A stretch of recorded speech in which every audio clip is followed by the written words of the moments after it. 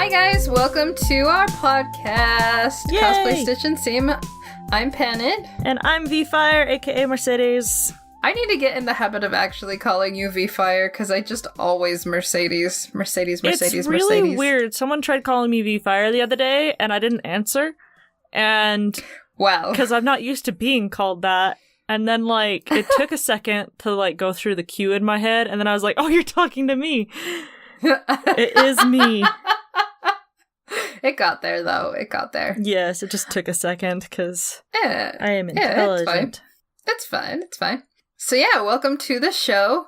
If you guys, as always, we start out saying we want to hear from you guys. So we love getting feedback. We love hearing your cosplay horror stories. We love hearing about topics you want us to cover. We love hearing about, good, awesome, wholesome, fun times you've had. So if you want to hit us up with any of those, you can go to our...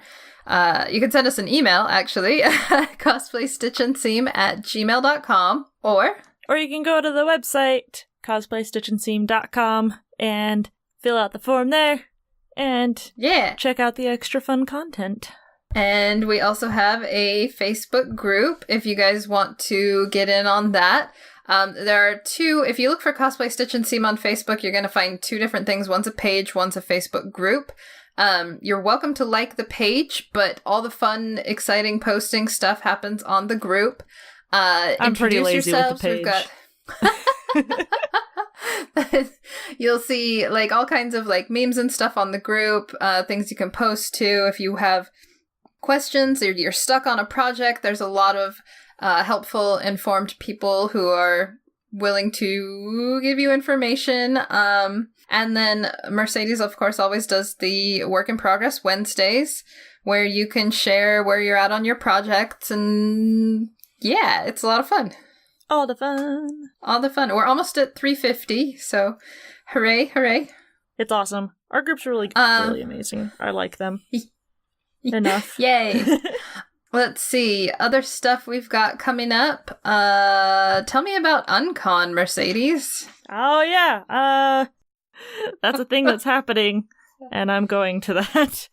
But Sunday only, because I can't do the whole weekend, but I am going. Aw. That's because Saturday I'll be doing Podcast Summit. So, busy weekend. Hooray! Woo! Cool. Well, tell our listeners how they can win passes. Oh, yes. On Fridays, there's a post on the page. I share it in the group, but it's on the Facebook page. And it'll have instructions on there on how you can enter, because every week it's going to be something different. And, all the way up until the convention, essentially. Well, pretty close to it. I think there's 1 week in there that I won't be doing passes, but... Cool. And then we announce the winners. Oh, sorry. Yay! And we announce the winners at the end of each episode, so... Yes. I guess stay tuned or fast forward. Cry. Oh. But yeah, we'll have the winners at the end of the episode. Well, you mentioned Uncon, you mentioned Podcast Summit. Are there any other cons coming up for you? No. I mean, those are pretty good. I always think about that. Pretty good. Did I? No, I have not committed anything new yet. I just have Pen? Anime Expo coming up in July, where I'm going to be competing with Megzides for World Cosplay Summit. Hopefully at the end of this month, we're going to announce what our competition pieces are, and I can share some of the stuff I've been working on for the past several months. So that'll be fun. It's gonna be hot. Yeah. Stuff and things. Gonna be toasty. So for today's episode, we actually, on that note, we wanted to talk about cosplay contests behind the scenes, since we do talk about cosplay contests quite a bit. Just we kind of talked about last time from more of a cosplayer perspective, things to be aware of and to make sure that you have a good experience with your contest. But we also wanted to cover some of the other stuff that goes on behind the scenes. So that's what we're going to talk about today. Yeah, so part of what inspired this contest is that, this episode about cosplay contests, It's a podcast contest right now, Mercedes. Oh my gosh. You and me. No. No holds barred. Your weapon is your voice and your brains. Oh gosh, I thought I was doing like an ungodly sound from my throat, but I did not. Oh no. But what, helped inspire this a little bit is that I overheard someone being like, contests run themselves. They don't. There's a lot. Yeah, like Sorry. The crying from Panon, I think, explains it all. Laugh crying. If you think a contest runs itself, you're in for a world of hurt. Yeah. Well, yeah. I mean, the whole. Well, let's start with that. Let's start with some of the things you have to keep in mind when you're even just in the planning phases of a cosplay contest. So not only do you have to keep your cosplayers in mind, but you also have to keep your audience in mind as well. You want to make sure that you're organized so that you can fit everything within the runtime. So the runtime means like the actual like stage time your event takes up. And with that, it's like if you're ever like worried or upset about how long you have on stage, know that the runtime has something to do with that. Yeah. So depending on how many contestants they're bringing in, they're going to have to adjust how long you can potentially have on stage. If you have a contest that's more walk-ons, they're probably going to allow more entries because walk-ons are generally shorter. If you have a contest that is a lot more heavy on skits, you're probably going to have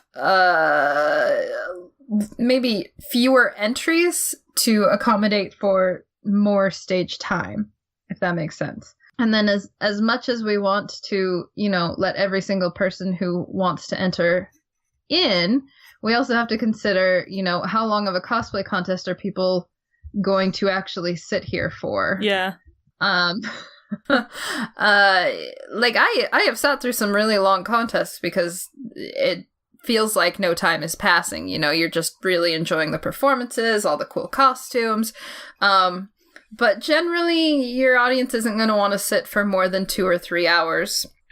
And so taking into account, let's say you have a 2-hour runtime, every walk-on is a minute and a half. You definitely have to do some math there, and then you also have to allow for, like, tech, you have to allow for introduction of each contestant and all that fun stuff. So yeah, runtime. Yeah, runtime's super important. Like, and you should always look at if you're running a contest and again, a lot of people who haven't run contests, they think they run themselves. They'll be like, well, we'll just give you an hour for the contest. And so you're now stuck with just 1 hour or even 30 minutes, depending on where you're at. And so you have to take that in mind and be like, okay, how many entrants can that allow? What kind of especially if it's a shorter time, it's probably just going to be all walk-ons.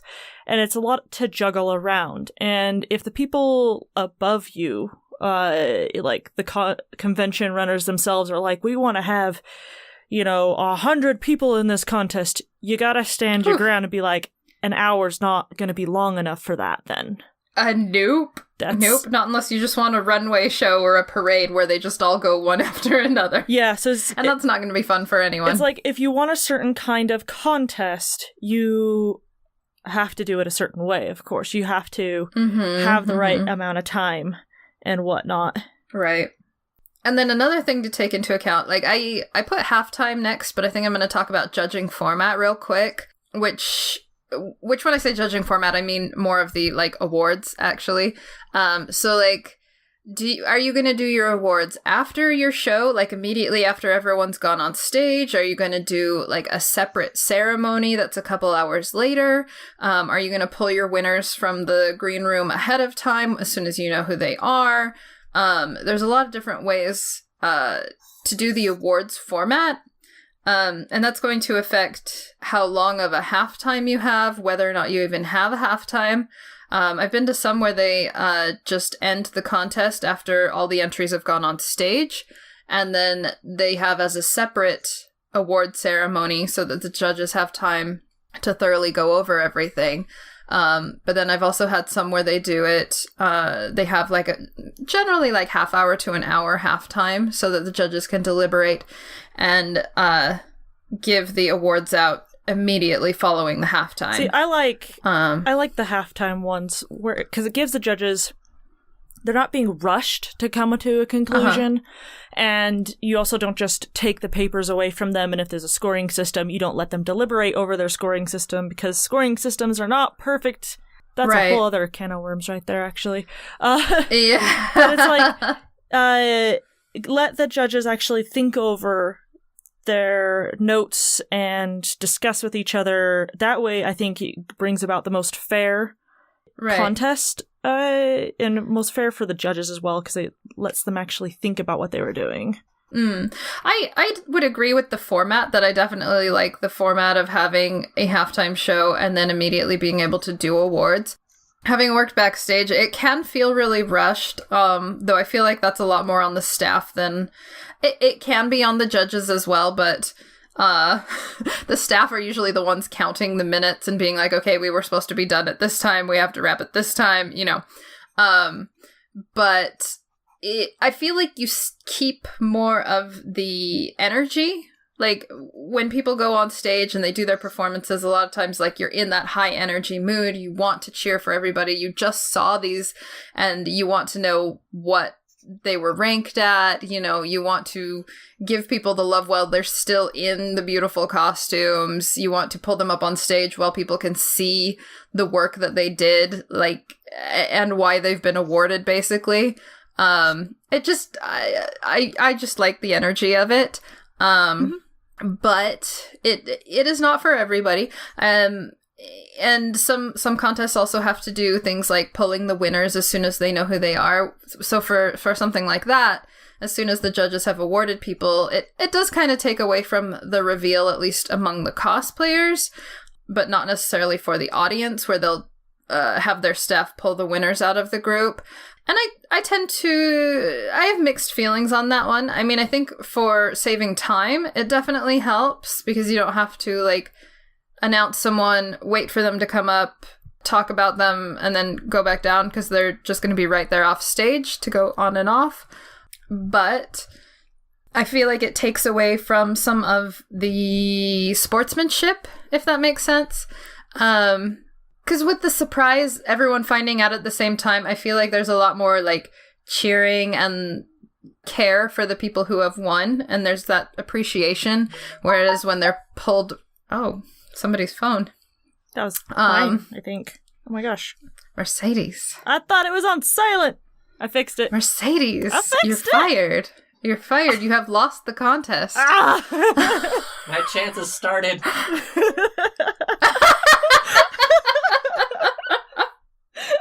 Oh boy. Oh boy. No holds barred. Whereas, like, when people are pulled ahead of time, I don't know, it's not always true, but I've seen a lot of, like, feelings of contention and jealousy and things like that, and you kind of feel like, rather than being a part of it, if you're not chosen, you're kind of like, well, no one pulled me, so I guess why bother staying, you know, sort of a thing. I actually, I also really like the reveal happening for everybody all at once, because while, like, at least the way that I like to present an award as a judge is to kind of give a little bit of a snippet of, well, this cosplay had amazing stitch work on it, combined with the armor work and da-da-da-da-da, or whatever. You know, I'll say something, like, really kind of, like, vague, but pertaining to that costume, so that way I'm not, like, accidentally spoiling it. Sometimes it's really obvious and you can't help. Sometimes they can't hear what you're saying even about them. I feel like a lot of times that part of the announcement is for more the audience than the cosplayers sometimes. Oh, I'm not trying to spoil it for the audience. That's what I'm not trying to spoil. Okay. Because like the audience didn't get to see the costumes up close, and so when the judges talk about it in detail and say like, I really like the stitch work, I really liked this thing they did with like the weathering, it may not be something that they can see from stage, but they know how much work went into it. So they get like a part of that backstage experience of seeing up close when you talk about it, I guess. And for me, I feel like it kind of helps with feelings of, well, why did they win? Like, whenever there's that sort of jealousy of like, well, why did this one win and mine didn't? When like, they have the judges actually talk about it. Yeah. They at least know there's like a checklist of, oh, well, they won because they did this, this, and this. That makes sense. And there's no way you're going to like 100% not have feelings of jealousy or people who have bad sportsmanship. It's going to happen. But I feel like it at least minimizes that when you're really like open about why people placed. So yes, just my 2 cents. I'm ripping paper under the table so it's not being heard on the microphone. You're on your phone. You're ripping papers. Like, are you having arts and crafts hour over there? Yes, I am. Oh my god. So leading into that, once you've decided your awards format, you may or may not need a halftime. Yes. And halftime is really just to split up the performances and stage like walk-ons and things from the awards ceremony, which is like the second half of the masquerade. And halftime shows are hard. Like you want to find something that's gonna keep the audience in their seats so that they'll stick around for the awards, but you don't want something that's so long it's going to drag. And it can be really hard to find something that, because you're basically there for a cosplay contest, so you're going to want to bring your audience something in that same vein. So I tend to see things like cosplay dancers, like idol groups. We've had, at Anime Bonsai, we've had some bands come in that do like different anime music or anime related music. They're generally things that kind of help keep the energy up. Some of the times we've had to resort to doing like anime. I say resort. It's not like anime music videos are a punishment or anything, but they are wonderful to like fill some space when you need it. Just check them before you show them. Oh, definitely. Make sure your videos are appropriate. Yes. If you have a family-friendly convention, screen what you are showing before you show it. Yeah. There's so many conventions that I've been to where they do that, and then they haven't screened something, and it's like, oh, that's hentai. Yeah, and that's definitely not to like diminish the work anime music video editors put into their work, because those are a ton of work. I have done them as well. Not diminishing that, but it's no. If you're gonna be family friendly, but make sure it's family friendly, and then also like make sure it has to do with the same sort of things. Like people, I don't know, they're awesome to help fill time, and I appreciate that they exist. And when you have when like your halftime show has ended, maybe, and your judges still aren't done, or you have some other snafu backstage, they can be really great to help keep an audience entertained. So I'm very appreciative of them. Gosh, other halftimes I've seen. I used to help like do like these mini skits and plays for halftime shows. Those can be difficult depending on how they're put together. Because you have to have someone prepare it beforehand and practice and getting people together to practice. Sometimes you can find groups that already do that kind of stuff and you can invite them, and it's a really cool way of showcasing like a cosplay group or even like a performance group that adds cosplay in. Yeah, for sure. But yeah, just look into things that keep the energy high, that are in keeping with whatever rating your contest is at. But things that, like, if you, like think of it that way, like, if you would stick around and watch the entertainment, then it's probably a good one. Yeah. If I'm not saying that like if an entertainer's not something that's in your vein, it's not good. It just may not be related enough that the audience is going to go for it, if that makes sense. So yeah. Yeah, just be aware of like your audience and what kind of show you want to put on. And in that same note, we have MCs. So MCs are usually the ones, MCs are the ones officially that host your contest. They're the ones on stage means master who are... of ceremonies. It took me years to figure that out. Yes.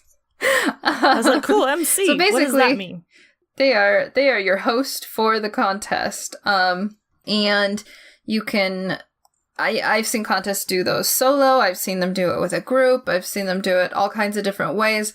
Generally, the MCs, like, just like your halftime show, you want people who are high energy, that are really fun, that are good at ad-libbing, who are good at filling time on stage.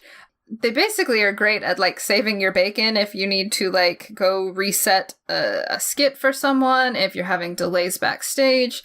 Make sure that you... Basically, make sure that you know what your MC's capabilities are.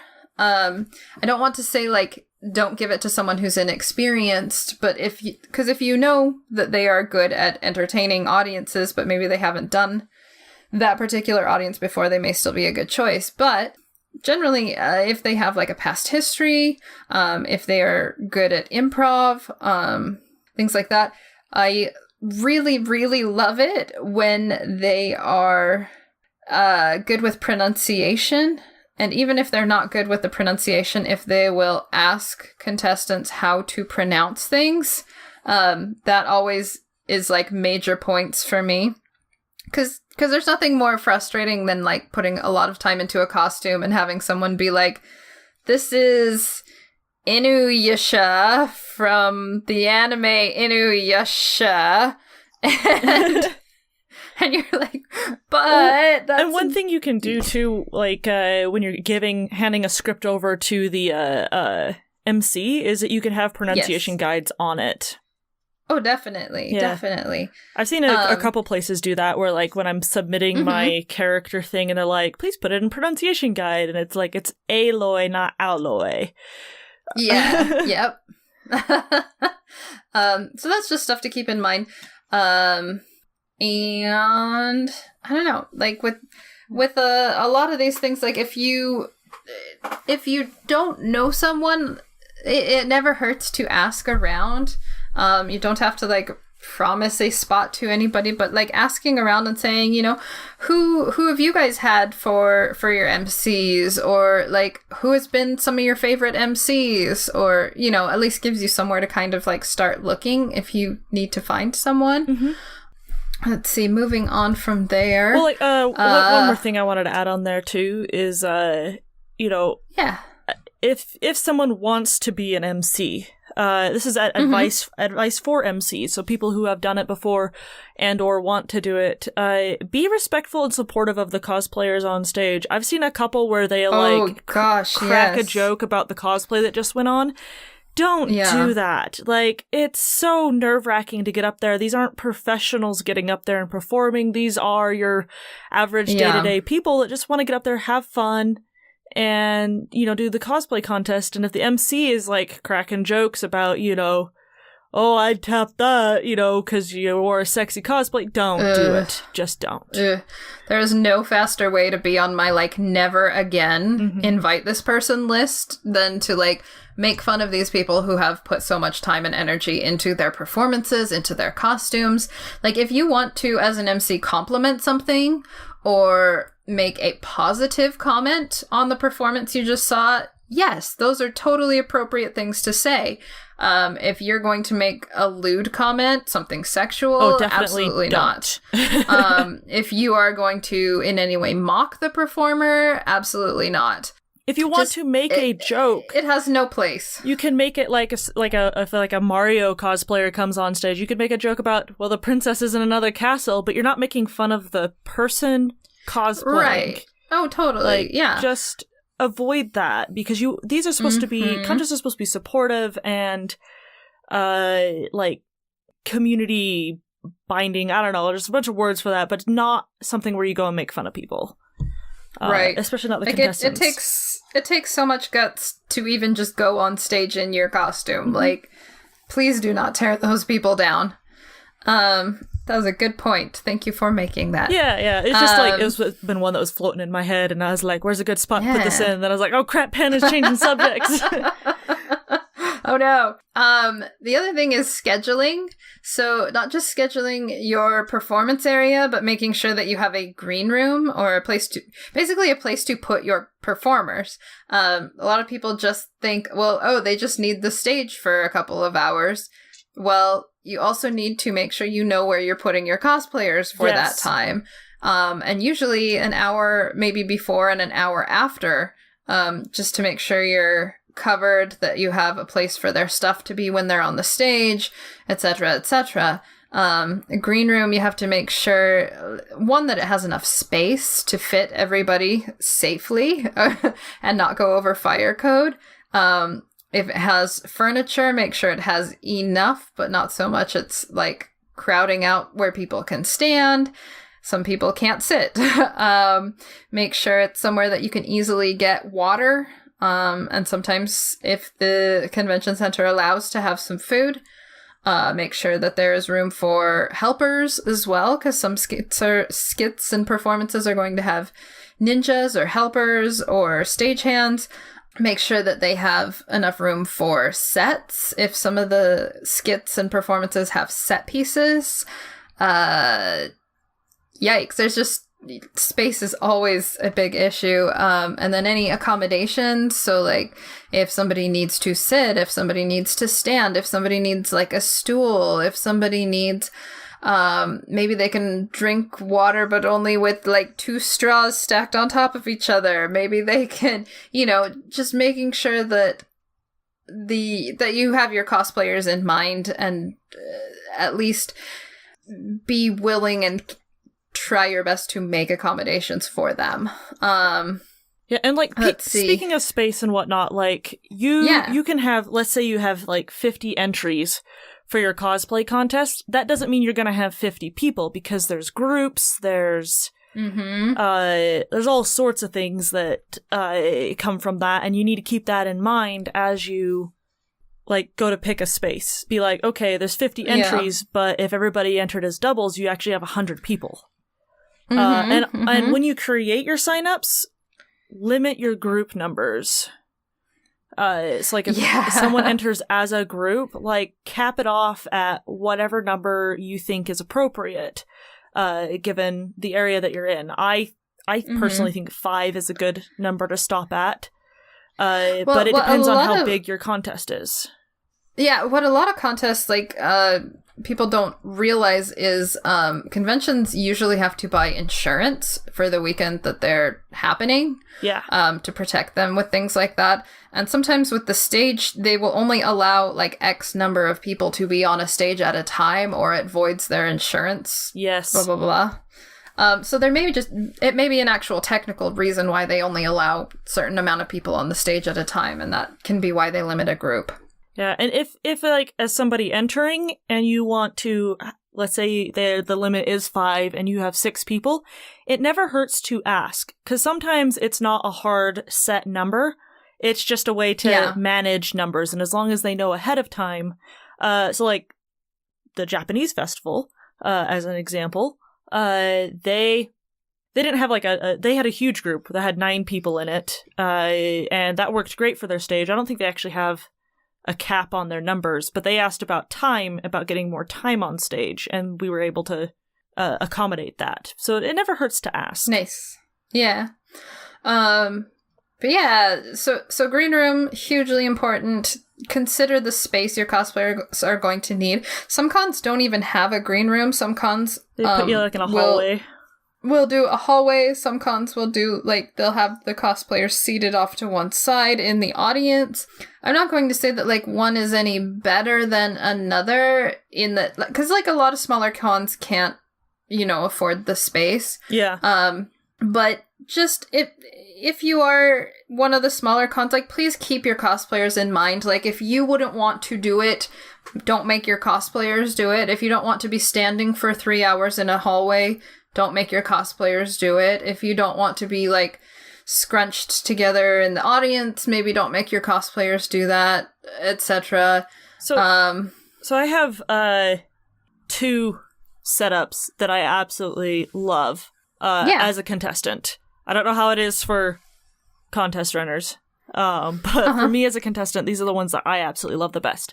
I like having a green room separate from, the contest, so not sitting in the front of the audience or in a hallway. I like having, like, a room to be in, because it just makes water access easier. If my wig is, like, super heavy and bothering me, I can take it off and not have to worry about people seeing me. And it can help anxiety too, because you're not, like, right there in the audience's energy. Yes. Yeah. I'm just you there kind with... of have your safer spot that's away. Yeah, I'm there with fellow contestants. Like, I absolutely love having that separate space, and it feels just good to be with the fellow contestants and whatnot. And then after I go on stage and come back off, if I go back into the green room, I like to have a TV in there. I know this is not always possible. This is, again, like, bigger thing.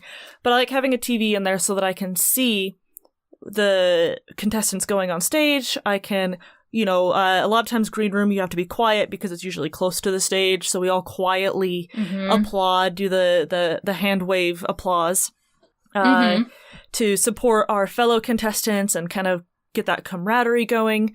And audio, being able to hear it as well, which I know it can't always be turned up, but that way you can still hear everyone's audio, and you can hear the judges when they announce their awards later on.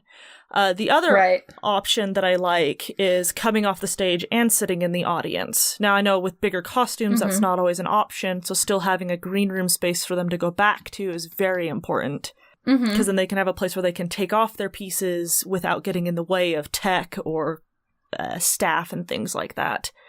Yes. That's another reason for having an actual room dedicated to this, is that you are going to, especially if you're aiming for bigger contests, you're going to get big costumes that people cannot wear 24/7. They can wear it on the stage, and then they come off, and they got to get it off. And they got to get it off again. But yeah, so those are my favorites, is that... That way, I don't know, I just like being able to see the contest and be able to help cheer people on, but have that space separate from the actual audience. Unless it's after my performance, then I'm fine sitting with the audience at that point, because I'm done. I did my thing. That's fair. Yeah, I think that covers that pretty good. Yeah. Yeah, I like that you mentioned where to seat your contestants afterward, because sometimes you don't have a green room that's available the full length of your contest. Sometimes you go from the green room to the audience. If you do that, just making sure that you have the seats portioned off so that they know where they can sit. Reserve them ahead of time, because otherwise people will fill up those seats, and then you're like, oh crap, now I don't have space for that. Sometimes people forget and they just don't reserve them, and then it's like, oh crap, now what do we do? And that's hard to just be like, okay, you're done with your spot, go stand in the back. Right. It's like they're I mean, especially when I come off stage, I need a seat. I'm ready to pass out, or I am wired, depending on how the caffeine combinations that day have affected me. Yeah, I get it. Let's see. Some contests, which I really like when they do, but it is really hard to organize, but when they can get photos of the contestants, that's always amazing. That can be a space issue, it can be a timing issue, it can be really difficult to make sure you have photographers, etc., etc. But just making an effort to... Because sometimes if I'm in a really big costume, I don't have time to go do a shoot that day, or with the contest going, I don't have time to get out and get photos. So when the contest takes time to take photos of its contestants, even if it's just like hop in line while you're waiting to go on stage. I always really appreciate that because sometimes that's the only picture I have. But yeah, I know it can be another organizational thing on top of everything else, but it is appreciated. I think still there? one setup with the I am still here. Okay. It just like went dead quiet. I was like, am I wrong? Do people hate photos? I was listening. I like photos. I actually really like how Anime Bonsai does it.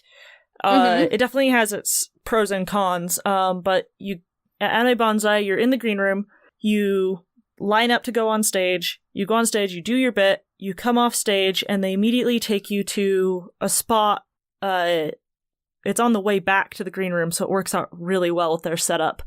Yeah, you take I like photos. They have this photo booth that's set up all weekend in one spot. It doesn't move, it doesn't go anywhere. It's always in the same spot every year. It's really easy to find. You take photos there. They're not always my favorite photos because they're trying to be quick because, walk-ons are only 45 seconds. Right. But it's still a photo of being like, there, that's me, we did it. If it's a group, it's like, we did it, we finished. And it's fun. The downsides of it is that sometimes when you finish your performance on stage, your costume's no longer in one piece because, you did something dramatic and pieces of it came apart. And so you're like, you got to do it in pieces. And it's still kind of fun that way because it's your post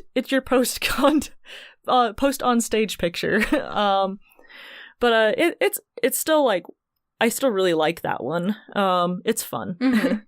I like that. I just really appreciate it when a contest takes the time, or at least makes an effort to make sure they get photographs. Yes. Because it also is good for the con, because then they have something to put on their social media, like, hey, check out the winners, and this was our contest from this year, if they ever want to do like a retrospective. Yeah. Some do it right before or right after you do your craftsmanship judging, which in those kind of contests, everybody would need to enter craftsmanship in order to get their photos, unless they have it as a separate category. Then that changes things, of course. So you got to keep that in mind if your categories are separate, or not necessarily separate, but optional. There we go. But you like that one's kind of fun too, because like you can come out of judging and be like, oh, I'm done. But the downside of that too is like you have to go into judging and have everything photo ready. Which is usually what stage is for, and I don't know, so many times I've run into judging and it's not photo ready. It's just like, like when I went in with my Wanderer cosplay, and I was like, so here I am wearing half of my leather. Look at the pieces. And that's actually something I like to do in judging, is actually be able to take pieces off and show it to people, to the judges. To the people. Just show it to all the people. I do, Just go around con, like, taking off pieces and being, look at me! Look at this thing! Not me. Look at the pieces. Oh. Don't look at me. I've lost half my costume. I'm not just kidding. Oh. Anyway. The last one I wanted to talk about with, at least in this same vein, is tech crew. So, yes. I feel like they so often get like underrepresented, underappreciated. Tech is so important to cosplay contests, guys. They deserve if you so don't have much tech, credit. You don't have your TV in the green room with being able to see the contest. You don't have your mics on stage. You don't have someone to play your audio or do your lights or take charge of your rehearsals. I feel like we talk a lot about how cosplayers have only, this one opportunity to do their stuff on stage, but also tech has very limited opportunities to go through everybody's audio. They have very limited opportunities to do this exact run order. And cosplay contests are very complicated. They are like every single entrant is different. They have to switch between so many different audio tracks. They have to accommodate for, different lighting requests. There's just a whole lot to take into consideration. So please love your tech crew. Yeah. Please appreciate Communicate with them months before the contest about what they need for the contest. So it's like, okay, Yes. we're running a contest. What do you need audio-wise? Are we able to mess with the lighting for it? When do you need the info on the lighting before the contest starts? So on and so forth. Right. Find out all that beforehand, and then if they're like, yeah, get it to us by, this time before this, and da-da-da-da-da, do it. Yep. It can be insanely difficult and complicated, and so please communicate, be kind, be nice to your tech crew, and they will be nice in return, I promise. But yes, please have mad appreciation, because they work just as hard as everybody on making sure that your performance goes off well, making sure that your cosplay contest is run well. Because when people go, that contest was amazing, they are part of what made that happen. But yeah, just props to tech peoples. Yes. Now, before we go on to the next Prices. category, next topic you have on here, I actually had one about Prices. So you've got your contest all planned out. You've got your, let's say you've got your judges chosen, and everything is just ready, and you're getting ready to announce signups. One thing that I think a lot of, especially new contests, miss out on is hype your sign-up date. Oh, yes. If you just announce, hey, contest is open, and then you get 1 or 2 entries, there's a reason for that. You didn't tell anybody you were opening. You did tell people that you were opening, but you did it the day of. Rather than 2 to 3 weeks beforehand, I would actually say 3 to 4 weeks beforehand, being like, hey, cosplay contest, here's all the rules. Sign-ups open on such and such date. All right? 3 to 4 weeks out from whenever you first start announcing it.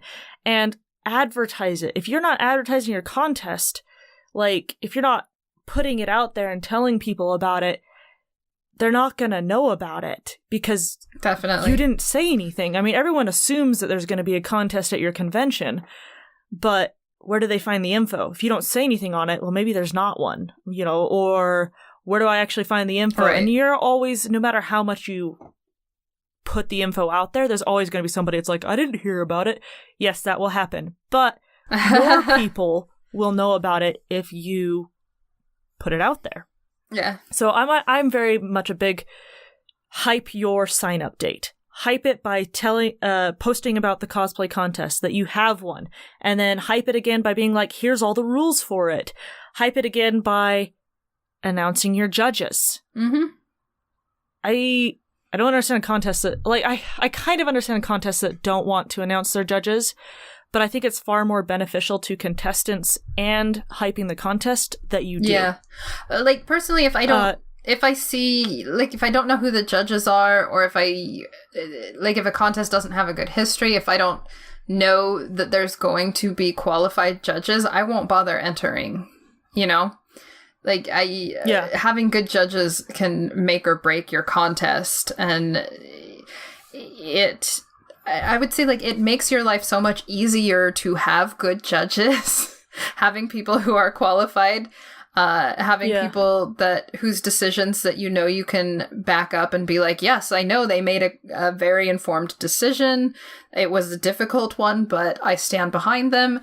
It's always, it just makes a huge difference, Yeah, the reasoning that I've seen for people not wanting to announce their judges is because they're thinking they're keeping the contest fair that way. That, if we don't say who the judges are, then, their friends won't know, kind of thing. But that's actually not true. Their friends are going to know. They're going to tell their friends that they're judging for this contest. So I think it actually creates possibly an unfair advantage in that way, and I feel like it's a very weak argument for we just don't want to promote them. And promoting the judges, yes, there's that whole, it gives them a boost, social media-wise, blah, blah, blah, whatever. Right. Yes, it does do that, but it also hypes your contest. It does. Like, you're seriously shooting yourself in the foot by not announcing who's judging, because it just gives you so much more that you can do on your social media of like, hey, guess what? So-and-so is coming. And they don't even have to be super huge big names. It just gets people excited of like, oh, hey, check that out. Someone's gonna know who that person is and get excited. Well, and a lot of contests bring judges in from out of state or have a mixture of local and judges who are coming in from another location. And I feel like that having that variety and mix like it helps create a more fair environment anyway. So, and it doesn't make sense to me to not announce a judge if they're coming in from out of state to be there. Most of the contests that I have judged for that have been for contests, I mean, both locally and abroad, have been, the promotion goes both ways because a contest wants to announce and promote who their judges are, but they also want the judge to have something that they can share on their pages, on their social media, and be like, hey guys, look, I'm judging at this contest. I'm going to be at this spot. If you want to like meet, if you want to see me, if you want to chat, I'm going to be at this convention. And then people who don't or have not heard of a convention before can be like, oh, I haven't heard. I didn't know there was one in this area or whatever, you know? So it does go both ways. Very much does. I know we really definitely wanted to like... Sorry. Yes. We definitely wanted to have an episode on judging specifically. Yes, on choosing judges and how to be a good judge. I think we'll say... I really think we'll save that for a whole nother episode because we still have our prize category to go over. Yeah. So... But yeah. So, kind of got off on tangent, but there you go. But yeah, hype your contest because... Yes, please. That's what's going to help you get the signups that you need, rather than sitting there and being like, why are there no signups? Well, it's because you needed to hype it more, and that is what. Well, and one of the things that stinks lately too is with all the different algorithms on Facebook and other social media. It's like sometimes you can announce something and somebody won't even see it on that particular platform. So make sure that you're like cross-platform promoting it, mentioning it multiple times, so that way like at least one of the posts is going to get seen and get through, you know? Yep. It's a great way of doing it. Yeah. So our last spot we wanted to talk about was prizes for your contest. Choosing those prizes, delicious prizes. Just kidding. Don't eat your trophies, guys. And we pitch this as like choosing prizes, but I feel like a lot of the time it's not something you so much get to choose as something you kind of like desperately seek for. But before we get to that part, basically we wanted to talk about like how are you dividing things up? Like how many awards does your contest have? And I think there can be pros and cons to both having a lot of awards and having not very many at all. Yeah, it depends on the kind of contest that you're running. Because like if you're doing like a basic first, second, third place per category plus a best in show cosplay contest, you kind of already have an idea of what your prizes are going to be, plus probably some judges' choices. If you're doing it with the International Costumers Guild kind of style, then there's your best of each categories still going on, whether you choose first, second, third, so on and so forth. Yeah, and when Mercedes says categories, she means beginner, intermediate, master. Yes, sorry. I didn't mean that. A lot of contests will award like a first, second, third within each skill level. Yes. And then they will have a best overall. Yes. And then the International Costumers Guild, they'll also put in awards where excellence is where excellence happened. Like yeah, their motto is basically excellence deserves award. Yeah. So if it's excellence, whether it's in like how the skit was performed, whether it's like a small detail that you really nailed, if it, like your prop was amazing, if your tailoring was immaculate, things like that, they can focus and give like excellence awards for that. Yeah, and those ones work. It just depends, like, on what kind of contest you're running, what kind of judges you have, and what you're aiming for. You just kind of have to discuss that over and decide, okay, what do we want? Right. But yeah, your basic contest is each skill level, beginners, intermediate, masters, first, second, third. Yeah. Or first and second for each of them, depending on how many prizes you can give out. Well, now you and don't... a lot of cons a lot of cons are going to change that number up depending on how many contestants they actually have. Most contests don't like to give out more than 50% award, if that makes sense. That's not a bad rule. If you have 40 people entering, they only will give 20 placement awards. And that can be good or bad. That wouldn't fit with the ICG, where you want to recognize as much excellence as you can. But some feel that, like, if you give out too many awards, then they start to lose their value, if that makes sense. I can definitely see that. So, like, whenever I judge with the ICG guidelines, they have to be really, really fantastic. Because otherwise, like, you can look at everybody's costume and give everybody an award for something on them. Sure. Yeah. Because there is excellence in every single one of them that enters. Exactly.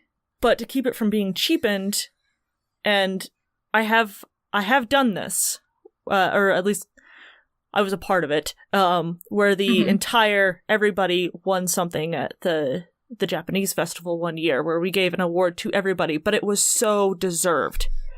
Everybody who came in just blew our minds. I try to avoid doing that, because then it feels like participation trophies, but that's not what we're doing. I legitimately, every award that I give out is for a reason. Right. And it is going to depend on the size of your group, because I know with the Japanese festival, it was a smaller group, a smaller pool. So yeah, what you want your contest to be. Before. So. Yeah. It totally depends on what you want your contest to be. I've also seen on the other end of things contests that will only give a best of in each beginner, intermediate, master, and then a best in show. So there's only like maybe 4 total awards. And that on one hand, those awards mean an awful lot, because if you have won that, you have really, like, blown everybody away. On the other, sometimes I like to, I feel like it doesn't hurt to err on the side of recognizing more people, because it can sting sometimes when you've put so much into it and you don't even get, like, a nod saying, like, hey, that was really good. And for the contests I've organized, I always try to make something that is friendly to people who are new to cosplay. And if you go into a contest and it's your very first time and you try your hardest, I mean, you should never go in thinking you're going to win anything anyway, no matter what experience level you're at. But sometimes just having that, like, little nod of, like, hey, this judge really liked how I did my seams, or they liked how I did my prop, or they really appreciated the energy in my performance. That can make the difference for someone on whether they come back and try again. So yeah, I feel like our contest at Bonsai is somewhere, like, in between, where we're, like, a little bit of we have some placement to allow for, like, excellence awards, but we try not to go overboard with awards. But yeah, it's incredibly, like, limited, and I don't know. I really like the best of each category and a best in show, along with placement, especially when it's a bigger contest with more contestants, to have at least first and second. For each category, whether it's craftsmanship, performance, or a combination thereof, depending on what kind of contest you're running again. Right. But also the judges' choices.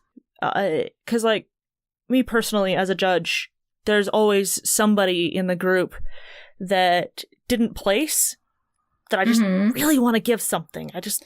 Yeah.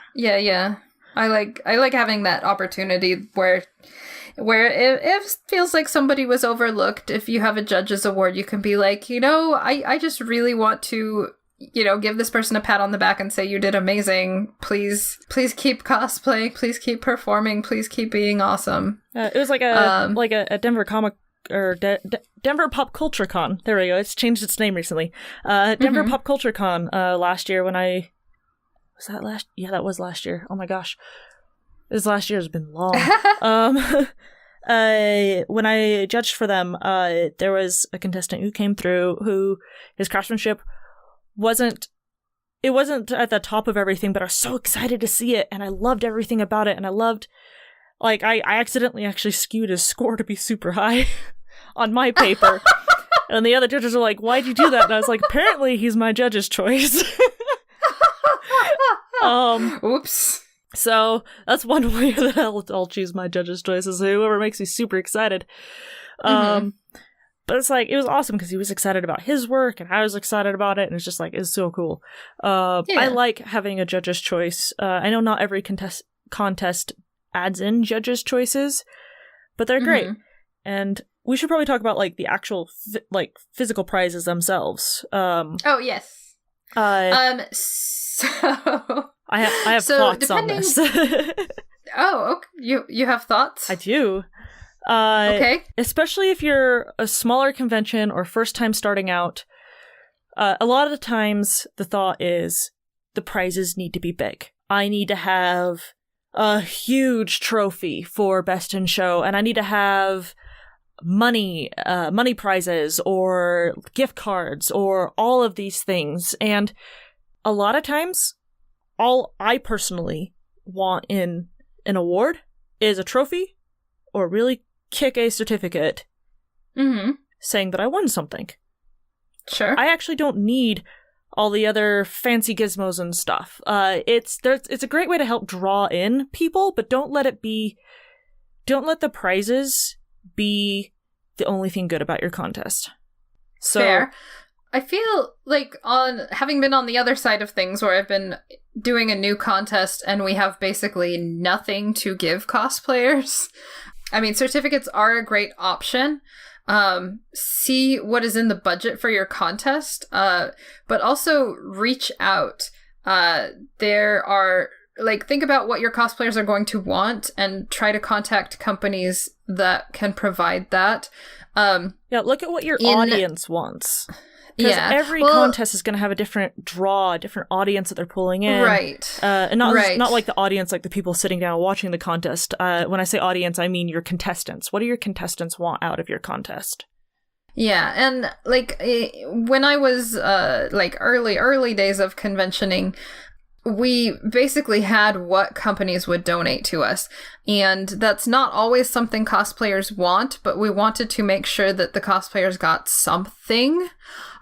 So a lot of times it was, dealers hall merchandise or, plushies or toys or DVDs from a series they've never heard of.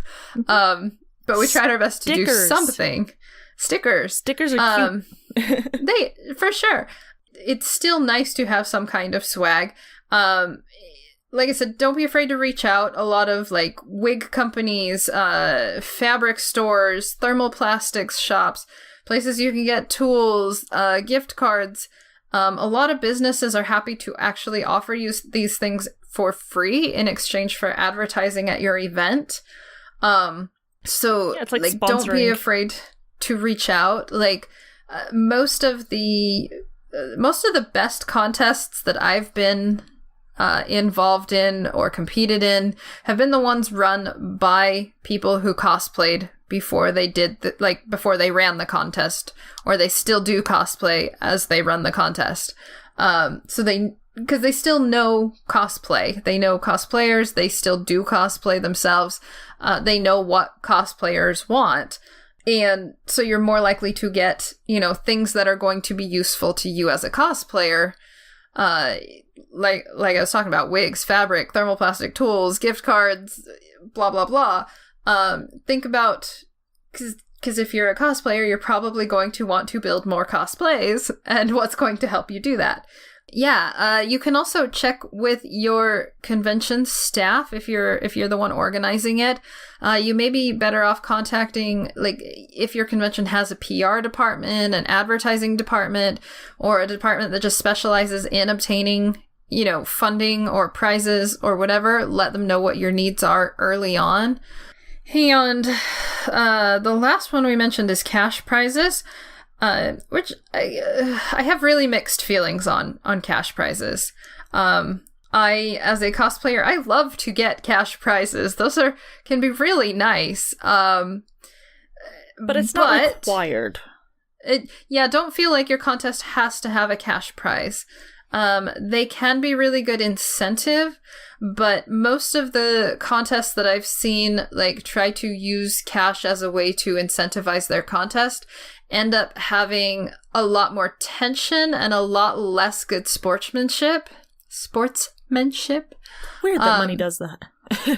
I know, it's weird. Like, even if it's not a lot of money just does weird things to people, makes them like way over competitive. Like, one of the cosplay horror stories I think I've shared before was when we were competing in a contest that had a really big cash prize, and it was like, the thing was like, I knew some of the cosplayers in it, and like I didn't feel much tension, because we knew each other, but like there was just so much tension overall because everybody was so desperate to get that prize, and there was just the one big prize, and then there were like other really small prizes, and it just made things not very fun. I don't know. It made someone apparently want to win enough that they sabotaged our skit, but yeah, it just did not bring out the best in people. But on the other hand, as a cosplayer, it can be really nice to get money for winning. So yeah, it definitely is like a mixed thing, because like it's not like every contest that has cash prizes is gonna have that sort of thing and like feeling to it, but it does, there is that chance of it, so it's something to consider and think about. And so like, especially if it's a big contest, or you're putting out big cash prize, watch out for cheating. Yeah, I personally don't like to like guarantee a set monetary value for any of the placements. I rather like try my best to get as many good things for the winners as I can, and then when they win something, it's a nice surprise. Like if they've won gift cards, if they've won wig certificates, if they've won fabric or something, they get to be like, it's a nice surprise. It's not something they expected to win.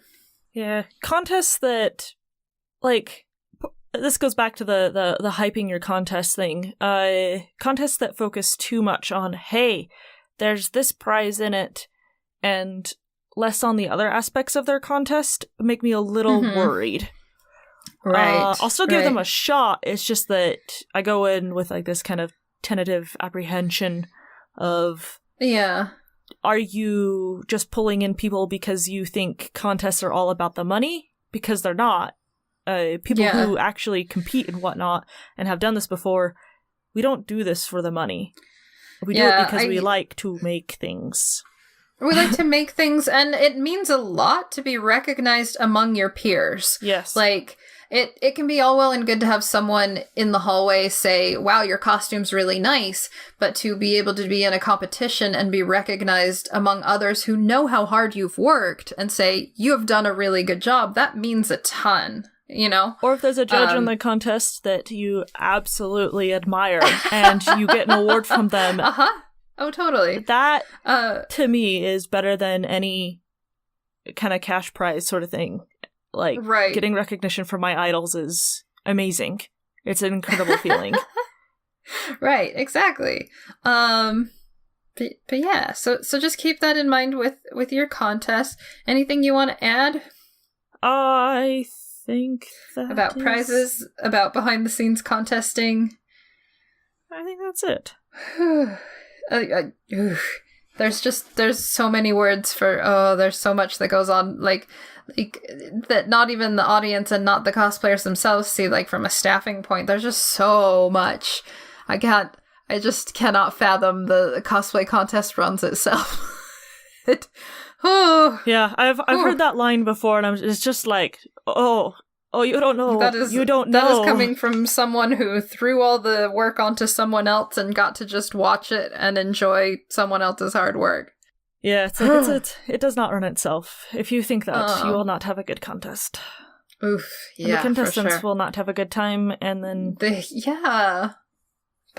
yeah. Anyway, how about some horror stories? Horror stories. Yes. Oh no, wait. We want to do award. Speaking of prizes, the winners for the thingy. The thingy. The thingy. Okay. Do you mean Ogden's Uncon? Yes. A wonderful convention experience with a cosplay contest? Pass for the weekend. There we go. I got it. I'm doing great at this today.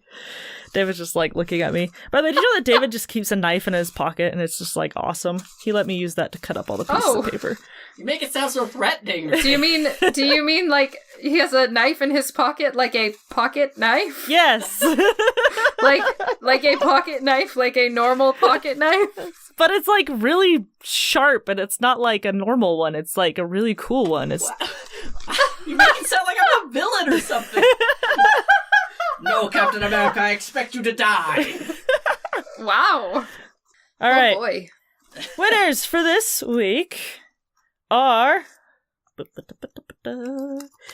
Disney Court is one of them. Disney, Congrats, I like Disney your Court. face. Okay. Yay. Disney Court and Cade Grandstaff and Congrats, Cade. Got another one.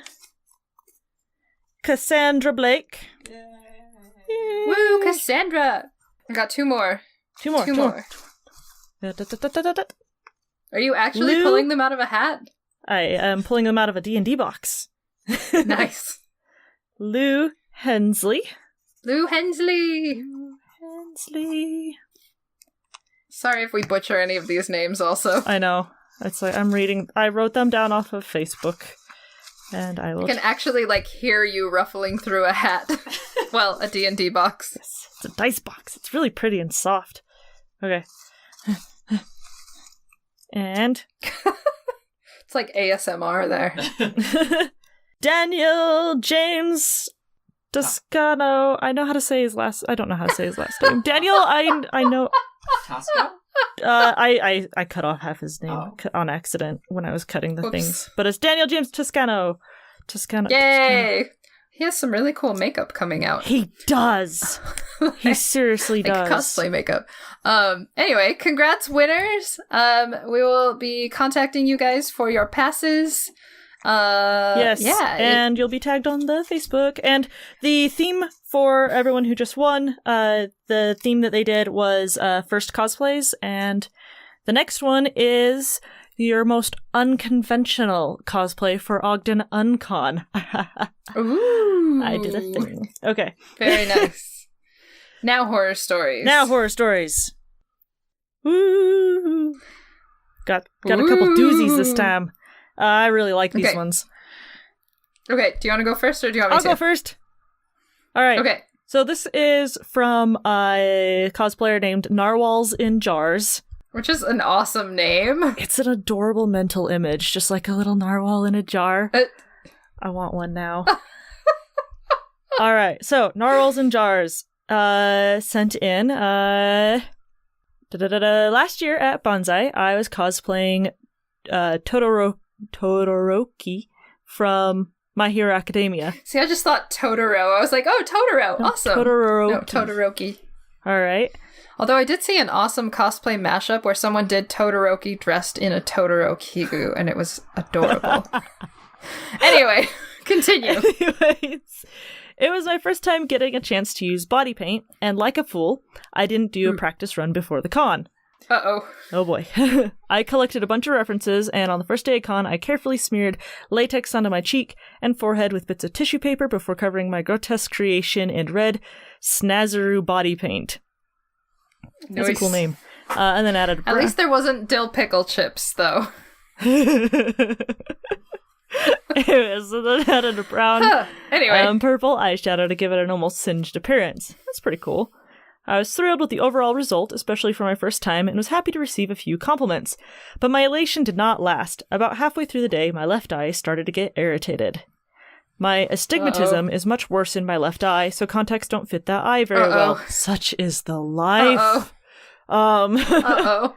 Contacts and astigmatism sucks. Okay, which this person is very used to. So I did the worst thing you can do when you have a piece of plastic in your eye. I ignored it. Don't ignore when your eyes are irritated. Another hour or two passed, and my eye began to water and burn. I still ignored it. No. Oh, no. Until it hurt to the point where I could barely keep my eye open. Eventually, I passed a mirror. Oh, no. And saw that my eye wasn't just red and irritated. My face paint had leaked into my eye and had gathered in a bright red ring around the outside of my contact. Ow! Oh, jeez. I'm just writhing in pain right now. Oh my gosh. Oh. Jiminy crickets. Ow. Yeah. I basically ran back to my hotel room and yanked the contact out. Not only was my eye still bright red, but the contact was stained bright orange from the collection of paint around my iris. Oh no. Needless to say. Oh no. Needless to say, I couldn't wear my contacts anymore. I threw them out, of course, and had to wear my glasses for the rest of the weekend. I learned to not apply the paint so close to my eyes. It's a lesson I wish I didn't have to learn that way. So, word of warning from narwhals and jars. Keep your makeup away from your eyes. Oh my gosh. My eye is twitching just thinking about that. Oh my gosh. Ow.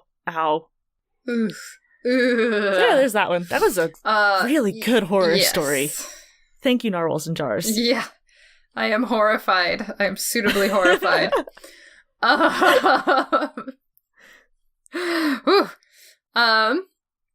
So I have a horror story from Jennifer. And a couple of suggestions for topics, so I'm going to leave that paragraph off just in case we use those. But it just says, "Hi, I'm Jennifer. I've been a cosplayer for about 5 years from Toronto, and I recently discovered your podcast. I've been getting back to the cosplay mood now that it's my university's summer term, and the cosplay podcast I normally listen to just went on an indefinite hiatus. Oh no! And so it's been a great thing I found your podcast in the meanwhile. Aww. You guys are a friendly and funny bunch, so keep it up." Thank you. I try to be funny. I'm glad. I'm glad. I'm sorry your other one went on indefinite hiatus, though. I hope they come back. So because more cosplay so horror podcasts. Story time.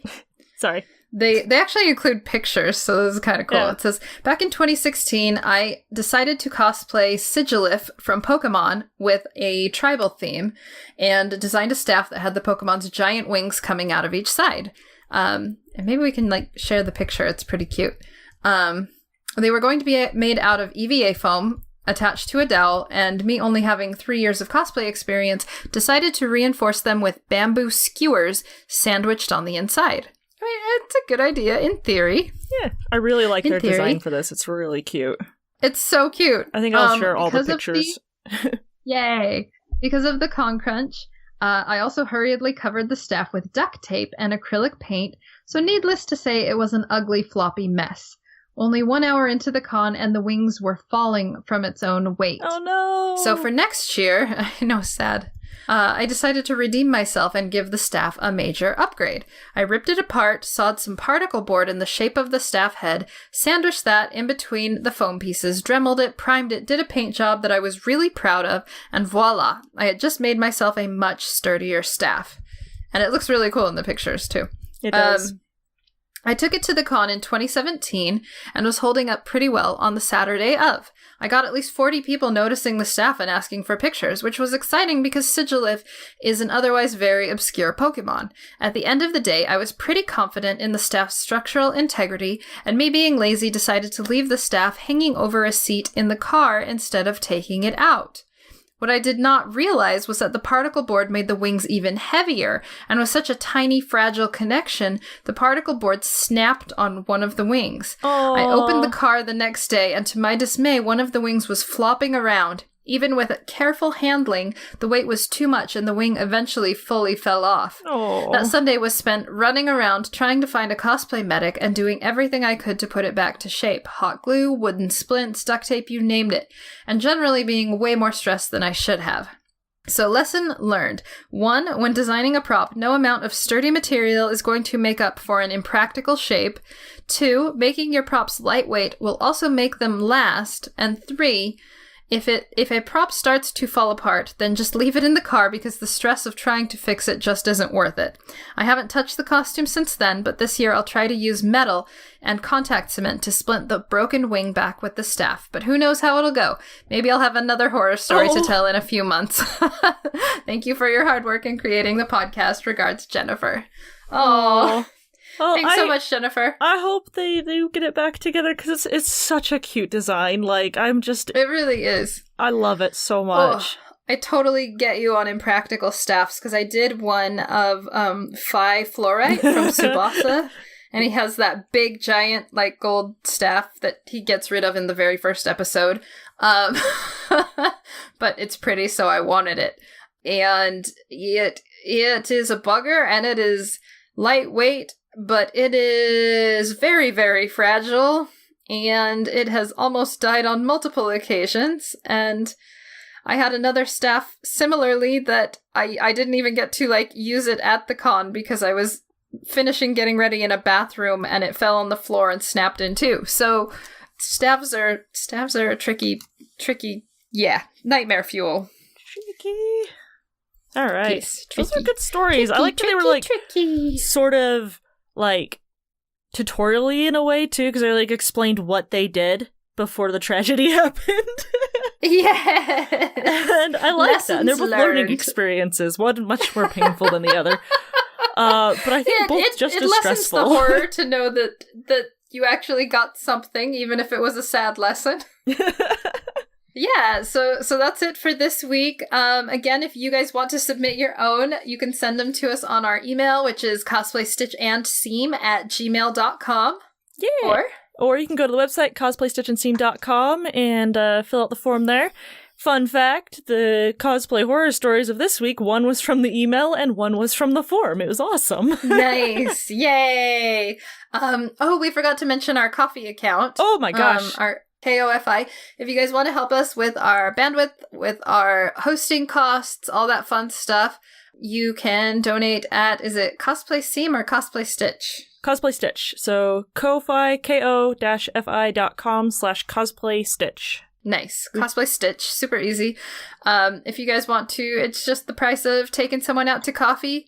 It helps us keep our stuff running. And also, if we hit our goal marker, you'll get an episode full of stupid stories and embarrassing moments, more than just what we have shared on our horror stories. Yes. So more embarrassing moments. We've also got our 50th episode coming up, so if you guys want to ask us basically anything, like no holds barred, we will be answering any questions. So send those in. And I think that's it for announcements. Music is by the adorable Macy Roberts.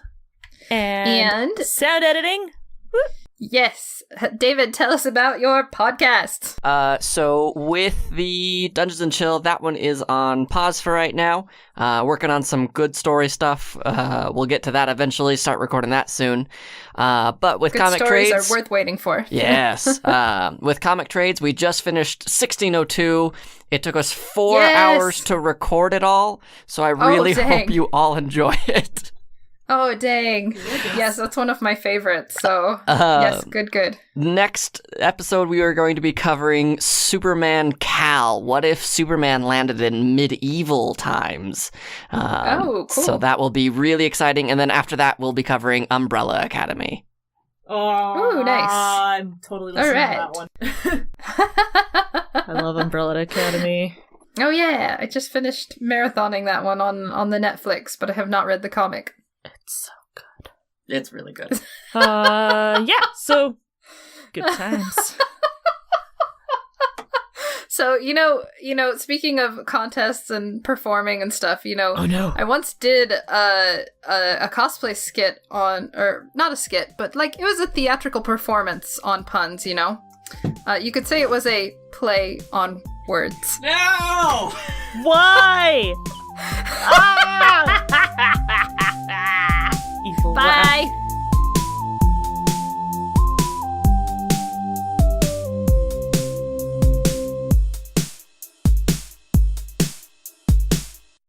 Sure. Edit that out, David. Leaving it Okay. in. No.